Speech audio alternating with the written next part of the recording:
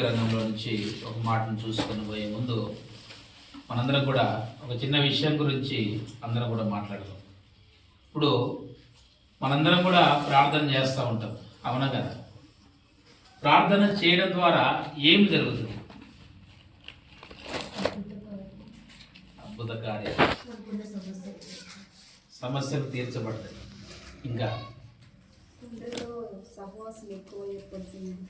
తండ్రితో సహవాసం ఏర్పడుతుంది. ఇంకా చెప్పండి. మన ఆత్మీయ జీవితంలో ఇంకా ఎదుగుతాం. ఆత్మీయ జీవితంలో ఇంకా ఎదుగుతాం.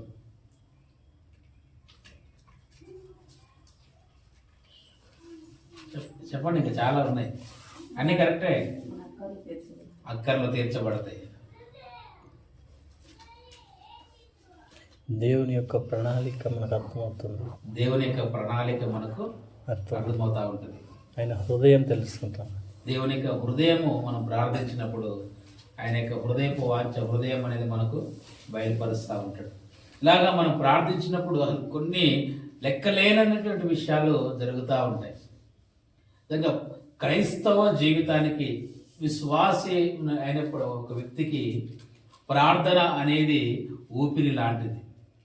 ప్రార్థన చేయకపోతే దాని అర్థం ఏంటంటే నువ్వు కొనశ్వాసతో కొట్టుకుంటున్నావు అని అర్థం. ఇప్పుడు ఊపిరి ఆడకుండా మొన్న నైట్ నాకు సడన్గా 12 గంటల టైంలో బ్రీతింగ్ ఆగిపోయి మళ్ళీ వచ్చింది.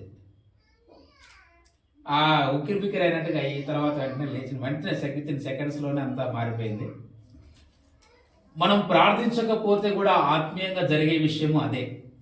మనము అనేక సంవత్సరాలు లేకపోతే నెలలుగా, కొన్ని వారాలుగా ఒకరోజే నేను ప్రార్థన చేయలేదుగా అనుకుంటాం. కానీ మరి ఒక రోజు నువ్వు శ్వాస తీసుకోకుండా ఉండు, కనీసం ఒక నిమిషం. లేక కొంతమందికి అయితే 30 సెకండ్లు లేకపోతే ఒక నిమిషం ఉండే లోపే ఉక్కిరి బిక్కిరి అయిపోతారు. మరి ప్రార్థన చేయకుండా మనం ఎన్ని నెలలు లేకపోతే ఎన్ని దినాలు, ఎన్ని గంటలు వృధాగా ప్రయాసగా మనము ఏదో పనికిరాని విషయాల గురించి పోరాటం చేస్తూ ఉన్నాం. కానీ ప్రార్థన అనేది మన ఆత్మ సంబంధమైన జీవితానికి ప్రాథమికమైనటువంటి మెట్టు.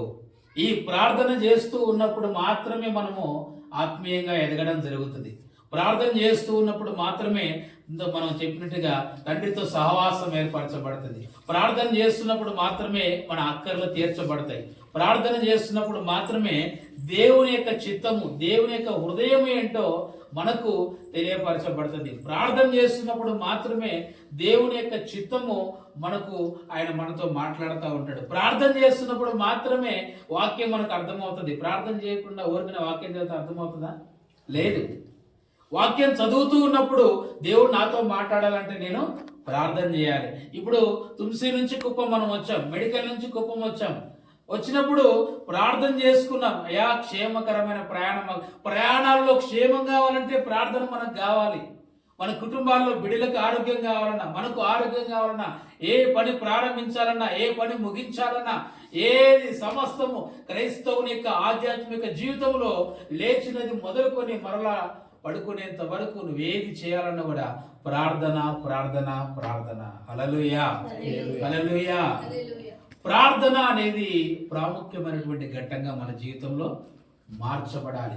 ప్రార్థన చేయకుండా ఉండడంతోనే ఈరోజు నా క్రైస్తవ జీవితంలో అనేకమైనటువంటి ఆ పోరాటాలు వచ్చినప్పుడు మనం ప్రార్థనతో జయించలేక వేరే మార్గాలను వెతుక్కుంటా ఉన్నాం. దా మధ్య కొన్ని అవాంతరాలు ఏర్పరచబడినప్పుడు సేవకులందరినీ కూడా అన్నా మనం ఏదో చేయాలంటే మనకు ఏమన్నారు వాళ్ళు మాట్లాడిన మాట ఏంటి? మాకు శక్తి లేదు, మనకు బలం లేదు, మనం అందరం కలిసి ప్రార్థన చేద్దామనే మాట సేవకుల్లో రాలేకపోయింది. ఎంతో దౌర్భాగ్యకరమైనటువంటి స్థితి కదా. అయ్యో మనందరం కలిసి గట్టిగా ఉపవాస ప్రార్థన చేద్దాం. ఒకనొక ఇంచుమించుగా 10 సంవత్సరాల క్రితం, 5 సంవత్సరాల క్రితము సంఘాలు, సేవకులు ఎలా ఉండేవాళ్ళే అంటే 24 గంటల గొలుసు ప్రార్థన జరిగాయి, 24 గంటల ఉపవాస ప్రార్థనలు జరిగాయి. ఇప్పుడు 3 గంటలు 4 గంటలు కూర్చుంటేనే అబ్బో అసలు మనకి 4 రోజులంటే అయిపోతా ఉంది. ఎక్కడ తేడా జరిగింది? వాడు దేవుని యొక్క వాక్యం సెలవిస్తుంది, ఆయన నిన్న నేడు నిరంతరం ఏకరీతిగా ఉన్నాడంట. ఆయన ఏకరీతిగానే ఉన్నాడు, మనం ఏకరీతిగా లేము, మనం మారిపోయాం. మన విధానాలు మారిపోయినాయి, మన పద్ధతులు మారిపోయినాయి. అందుకనే ఒక దైవజనుడు ఒక మాట అంటాడు, చాలా మంది క్రైస్తవులు కొత్తదనానికి అలవాటు పడాలని చూస్తారు కానీ నాకు ఆ పాత కాలపు అపోస్తుల కాలం నాటి ఉజ్జీవం నాకు కావాలంటాడు. హల్లెలూయా. మనము ఎక్కడికి వెళ్ళాలి? మూలాల దగ్గరికి వెళ్ళాలి, మన యొక్క పితరుల దగ్గరికి వెళ్ళాలి. పాత కాలం నాటి ఆది అపోస్తుల ఉజ్జీవం, ఆది అపోస్తుల నడవడిక, ఆది అపోస్తుల ఉపదేశం మనకు కావాలి. వాళ్ళు ఏం చేశారు? కుంటివాడు అక్కడ దేవాలయం దగ్గర ఎదురుపడగానే ఏమన్నారు? వెండి బంగారములు మా యొద్ద లేవు గాని నజరేయుడైన యేసు నామమున లేచినడు అని ఆయన ప్రార్థన చేశారు. హల్లెలూయా. వాళ్ళు పరిశుద్ధ ఆత్మను పొందుకోవడానికంటే ముందు ఏం చేశారు? 120 మంది మేడగదిలో ప్రార్థన చేస్తారు. దేని వరకు ప్రార్థన చేస్తా ఉన్నారు? పరిశుద్ధ తండ్రి యొక్క ఆయన వాగ్దానం చేశాడు, మీరు వాగ్దానం పొందు వరకు, పరిశుద్ధాత్మ చేత నింపబడి వరకు యెరూషలేములో నుండి వెళ్ళక మేడగదిలో కనిపెట్టుకుందామని యేసు ప్రభువు చెప్పాడు. ఎడతెగక వారు ప్రార్థిస్తూ ఉండగా ఆకాశం నుండి బలమైనటువంటి గాలి వంటి ఒక శబ్దం వచ్చి అందరి నాలుకలు విభాగింపబడి వాక్శక్తి అనుగ్రహించిన కొలది అన్య భాషలతో మాట్లాడసాగిరేనంటది అపోస్తల కార్యాలు. నిజంగా ఎలా సాగిపోయింది ఇదంతా? ప్రార్థన ద్వారానే. మనం కూడా దేవుడు మనకు ఒక దర్శనం ఇచ్చాడు, దేవుడు మనకు ఒక పిలుపునిచ్చాడు, దేవుడు మనకు ఒక బాధ్యతనిచ్చాడు, దేవుడు మనకు ఒక కుటుంబాన్ని ఇచ్చాడు. ఏ కుటుంబము? ఆత్మ సంబంధమైనటువంటి క్రీస్తు శరీరం మన కుటుంబం ఇచ్చాడు. దీనన్నింటినీ కూడా మనం నడిపించాలంటే మనకు ప్రార్థన చాలా ప్రాముఖ్యమైనది. హల్లెలూయా. అందుకనే తెస్సలోనిక పత్రికలో అపోస్తలుడైన పౌలు గారు అంటాడు, ఈ ఎడతెగక ప్రార్థన చేయండి. మనం చూసుకున్నాం, మీరు విసుకక నిత్యము ప్రార్థన చేయాలంట. హల్లెలూయా. విసుకక నిత్యము మనం ప్రార్థన చేస్తూ ఉన్నప్పుడు, నిన్న ఆ యొక్క ఏమంటారు చర్చి గురించి కూడా మనం ప్రార్థన చేస్తూ ఉన్నప్పుడు అనేకమైన ద్వారాలు తెరవడాలి అంటే స్పాన్సర్సే మన దగ్గర రావాలి. అలాగున మన ప్రార్థన మార్చబడాలి. హల్లెలూయా. విసుగక ఎడతెగక, అయ్యా మేము ఈ సంవత్సరంలో ఖచ్చితంగా మందిరం కట్టి ప్రతిష్ఠించాలని విసుగక, అయ్యా గోజాడాలి. ఇస్తావా ఏవా? మేము ఈ బిడ్డలం కదా, ఏదో ఆయన యజమానుడు లేకపోతే ఆయన ఒక అధికారి, మనము తక్కువ వాళ్ళం అన్నట్టుగా అడగడం కాదు, కానీ మేము నీ పిల్లలము, నేను నీ సేవకుడనైతే నాకు దయచేయండి నాయన. అయ్యా మేము మీ పిల్లలం కదా, మాకు ఇవ్వండి నాయన. అసలు ఏంటి మా పరిస్థితి ఏంటి? ఇలాగున ఉండడానికి అప్పుడప్పుడు నేను దేవుని అడుగుతా ఉంటాను, దీని కొరకైనా నన్ను పిలిచావు, ఇలాగున ఉండాలని నన్ను పిలిచావు, నన్ను వాడుకోవాలంటే దేవుడు ఒకసారి మాట్లాడినాడు, నా సమయం కంటే నువ్వు ముందు బయటికి రావడానికి ప్రయత్నాలు చేయొద్దన్నాడు. హల్లెలూయా. హల్లెలూయా.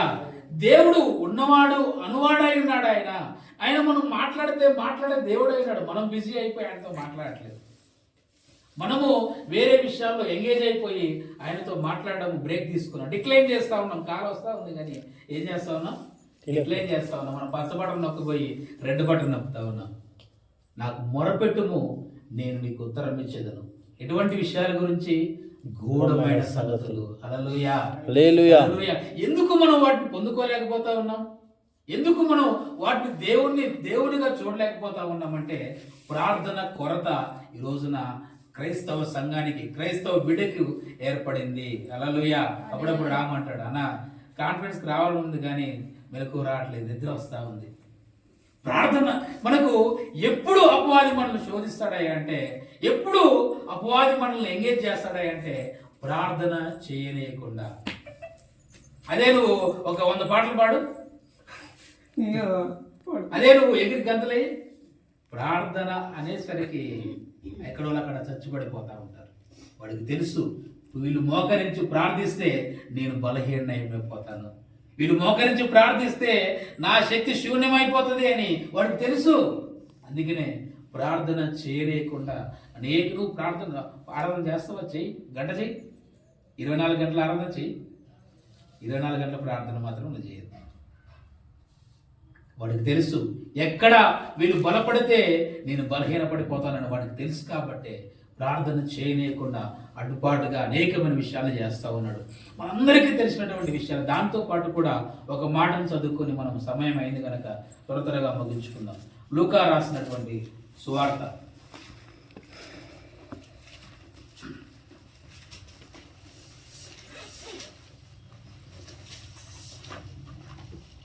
లూకాసు వార్త 21వ అధ్యాయము 36వ వచనం భాగం. కాబట్టి మీరు జరగబోవు వీటినెల్లను తప్పించుకొని మనుష్య కుమారుని ఎదుట నిలువబడుటకు శక్తిగల వారగునట్లు ఎల్లప్పుడూ ప్రార్థన చేయుచు మెలకువగా ఉండుడని చెప్పెను. శక్తి గలవారగునట్లు అనే దగ్గర 1వ నెంబర్ ఉంది. కింద చూసినట్లయితే పాత్రులని ఎంచబడినట్లు జరగబో వీటినెల్లరినీ, అంటే క్రీస్తు ప్రభువారు రాకడకు ముందు జరిగే అనేకమైనటువంటి సూచనలు అక్కడ చెప్పాడు.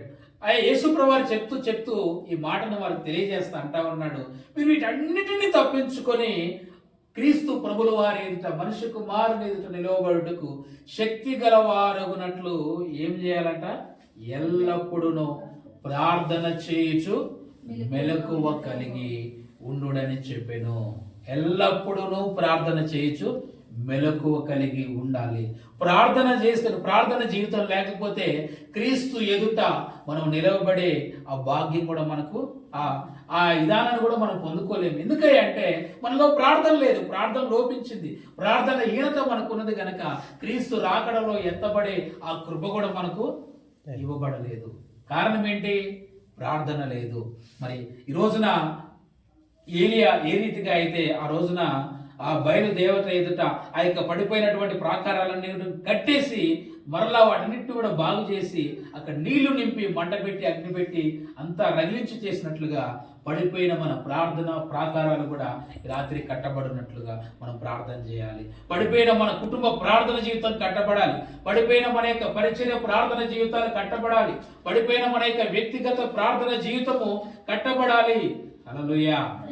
అది కట్టబడితే చాలు, అన్ని క్రమక్రమంగా ఒకదాని వెంట ఒకటి వచ్చేస్తూనే ఉంటాయి. ఇప్పుడు షర్ట్ బటన్స్ ఉన్నాయి, బటన్స్ మనము ఇప్పుడు అన్ని క్రమక్రమంగా రావడానికి కారణం ఏంటి? ఫస్ట్ బటన్ కరెక్ట్ గా పెట్టాను కాబట్టి ఇవన్నీ కూడా దాని క్రమంలో అవి ఏర్పరచుకుంటూ వచ్చాయి. అదే పైది కనుక నేను ఉల్టా పెట్టాను అనుకోండి, మిగతా అన్ని కూడా ఉల్టా అయిపోయి ఈ విడవడర్ పిచ్చోడు అంటున్నాడు, బటన్స్ కూడా సరిగ్గా పెట్టుకోరాయకుండా. మన ఆధ్యాత్మిక జీవితంలో కూడా ప్రార్థన మనము ప్రాముఖ్యమైన మొట్టమొదటి మెట్టుగా పెట్టుకున్నట్లయితే ఒకదాని అక్కర్లా వచ్చేస్తాయి. ఆరోగ్య రీత్యా స్వస్థపరచ కావాలా వచ్చేస్తూ ఉంటాయి. ఏమైనా విధి విధానాలుగా వ్యతిరేకత ఉందా అవన్నీ కూడా తీర్చబడతా ఉంటాయి. ఏవైనా మోయబడిన ద్వారాలు ఉన్నాయా అవి తెరవబడతాయి. ఏదైనా ఉద్యోగం లేదా ప్రార్థించు ఒక రోజున దేవుడు ద్వారం తెరుస్తూ ఉంటాడు. నీ విధానంలో కాదు నువ్వు ప్రార్థన చేయాల్సింది, ఆయన విధానంలో మనము ప్రార్థన చేయాలి. హల్లెలూయా. తండ్రితో మాట్లాడినట్టు పెనుగులాడు. నీ యొక్క తండ్రితో నువ్వు ఏ విధంగానైతే సహజ సంబంధ సిద్ధమైన భాషలో మాట్లాడుతావో అలాగనే ఆయనతో పెనుగులాడి నువ్వు గోజాడినట్లయితే ఎబ్బేజు ప్రార్థనను విని మన సరిహద్దులు విశాలపరిచిన దేవుడు మనల్ని కూడా ఎబ్బేజు కంటే అధికముగా ఆశీర్వదించుటకు మన ప్రధాన యాజకుడైన యేసు మనకు తోడుగా ఉన్నాడు.